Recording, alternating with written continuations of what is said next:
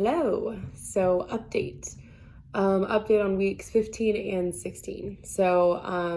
Week 15, I think I ran 4.5 miles, then three, or maybe it was 3.5. I think it was three. And then,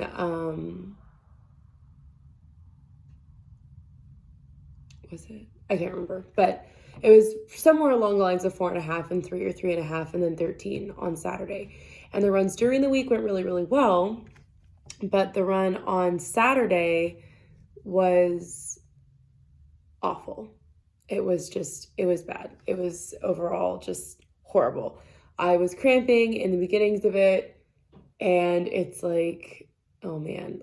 So it got to a point where when I was looping back around to get Maggie, I was texting my dad because I had my AirPods in.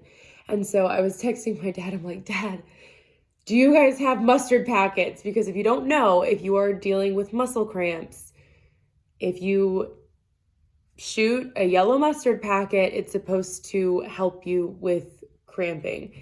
And I was desperate because I was dealing with muscle cramps and I just was not feeling good. And so my dad was like, no, we don't have the packets, but we can pour it in a spoon. I was like, okay, perfect. So I got back to my parents' house to get Maggie, and I had to get a spoonful of yellowed mustard. It was horrible. It was awful. It was like, bleh, gross.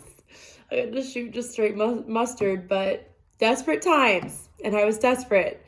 So had that, chugged some water. I think I had some coconut water too to help with the muscle cramps, because coconut water also helps with potassium and it helps replenish your electrolytes really well. Fun fact for those of you who didn't know. It was just horrible. And so as soon as I started running with Maggie, I did some loop-de-loops here and there. And then I thought to myself, oh, I can, run out on this country road and then turn around and come back. I should have enough time before the sun goes down to get there and back and finish with my run.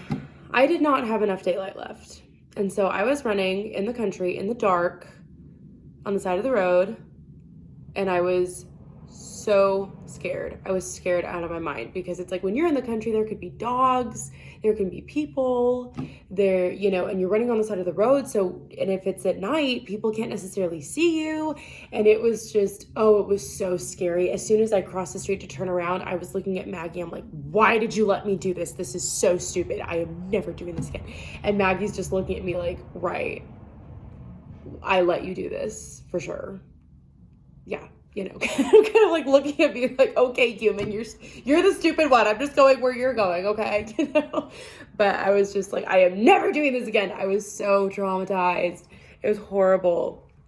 And just with the bad experience of the muscle cramps and just the discomfort, and then being so scared at the end of the run, I was so just turned off to running. I just was like, don't know if I really want to do this anymore, but I committed to it. And so for week 16, I was trying to, take it easy as much as I could, just to remember, hey, this is something that I enjoy doing. I'm running because I enjoy running. And even though it was a really bad run, even though it was a really scary experience, that doesn't mean that running is not fun. It doesn't mean it's no longer enjoyable. And so week 16, I was trying to, I guess fall in love with running again, if that works, or just to enjoy it. And so I ran 4 miles and then 3 miles, just kind of taking it easy, not trying to push myself really, just trying to make it an enjoyable run. And then Saturday came. I was supposed to run 14 miles on Saturday, and that did not happen, which was really, it happened. Sometimes it just happens, but it was also very frustrating, because it's like, I set out to do something and I didn't do it. And because it's like I ran about 5 miles in, and then I had to use the bathroom, which when you're distance running, that's really, really normal. And so at that point, my heart rate had already gone down. I was already, cold by the time I was finished using the facilities.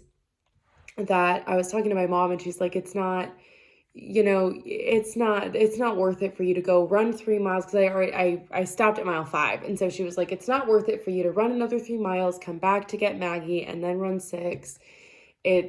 No, it's not. And I also didn't have enough time because I had a previous commitment that I had to be at. And so I was just like, ugh. So I guess I finished running 8 miles. So I just ran 3 with Maggie, a leisurely 3 miles, and called it a day, even though I still technically had 6 miles to go. I was frustrated because I'm like, but at the same time, I'm still dealing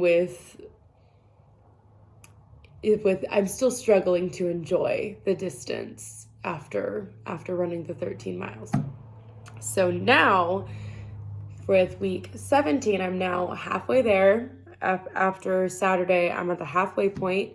So now I'm starting a different running schedule. I'm still running 3 days a week, but now because my sister has done a few marathons, and she has used this training plan from a book called, I think it's Run Less, Run Better, Run Less, Run Faster, or something along those lines, where you're running 3 days a week, but you're getting faster, you're getting stronger.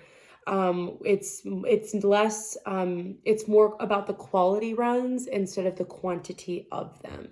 And so I'm starting that today, actually, doing some intervals at the track.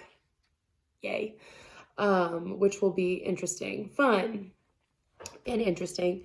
But so that's what I'm going to be starting for the next 16 weeks, leading up to week 32, which is my marathon day. But instead of stopping at 26.2, I'm going to be running all the way to 27.